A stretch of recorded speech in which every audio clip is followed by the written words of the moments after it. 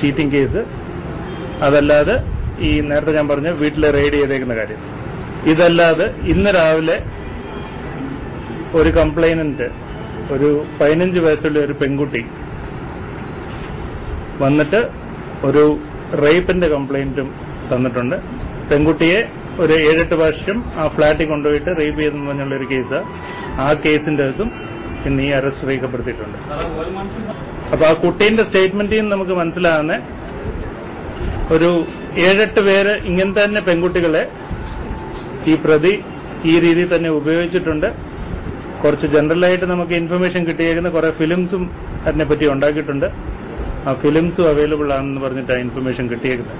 അപ്പൊ ആ ഇൻഫർമേഷൻ ഞങ്ങൾ ഡെവലപ്പ് ചെയ്തുകൊണ്ടിരിക്കുക. ഇൻവെസ്റ്റിഗേഷന്റെ ഭാഗമായിട്ട് ഈ ഒരു കേസ് റേപ്പ് കേസ് കംപ്ലൈന്റ് എന്ന് വന്നിട്ടുണ്ട്, അത് നമ്മൾ രജിസ്റ്ററും ചെയ്തിട്ടുണ്ട്. വേറെ ഈ കുട്ടീന്റെ സ്റ്റേറ്റ്മെന്റിൽ തന്നെ ഇങ്ങനത്തെ 7-8 പെൺകുട്ടികളെ ഈ രീതിയിൽ തന്നെ വശീകരിച്ച് റേപ്പ് ചെയ്തതായി വിവരമുണ്ട്. അതും ചെറിയ ചെറിയ പെൺകുട്ടി, 15 ഇയേഴ്സിന് മൈനറായ പെൺകുട്ടികളെ.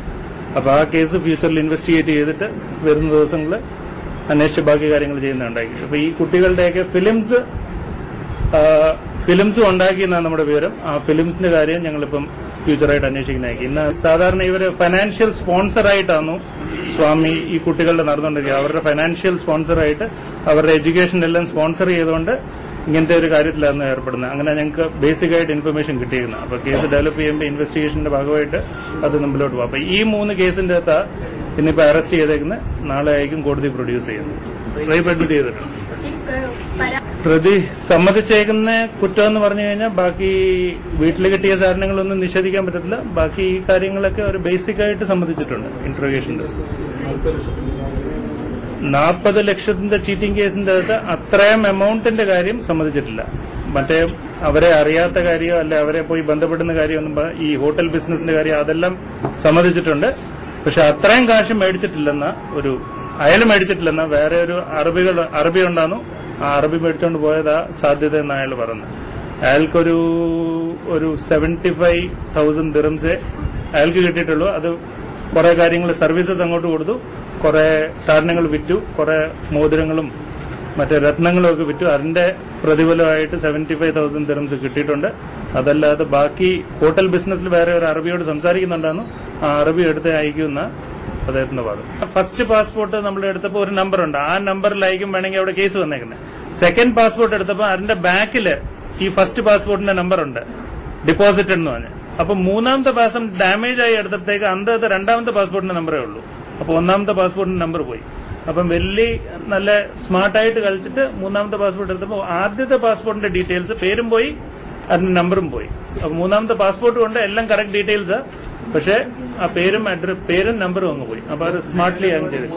ലാൻഡ് എസ്റ്റേറ്റിൽ നല്ലതായിട്ട് ഡീൽ ചെയ്യുന്ന ആളാണ്. പക്ഷെ നമ്മള് ഈ ലാൻഡ് എസ്റ്റേറ്റിൽ ബേസിക്കലി ഒരു കരാർ എഴുതി അഗ്രിമെന്റ് എഴുതി 6 മാസത്തിനുള്ളിൽ തന്നെ വിൽക്കുന്ന ഒരു സ്വഭാവം ഉണ്ടാകും.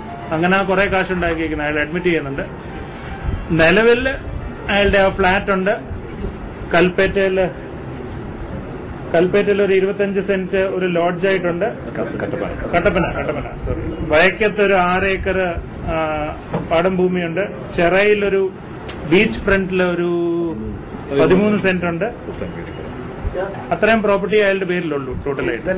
അയാൾക്ക് പരിചയമുള്ള ഒരു അശോക് എന്ന് പറഞ്ഞ ഒരു കൺട്രോൾ റൂമിന്റെ CA ഉണ്ടായിരുന്നു നേരത്തെ. അദ്ദേഹം 1 വർഷം മുമ്പേ ഒരു ആക്സിഡന്റിൽ മരിച്ചുപോയി.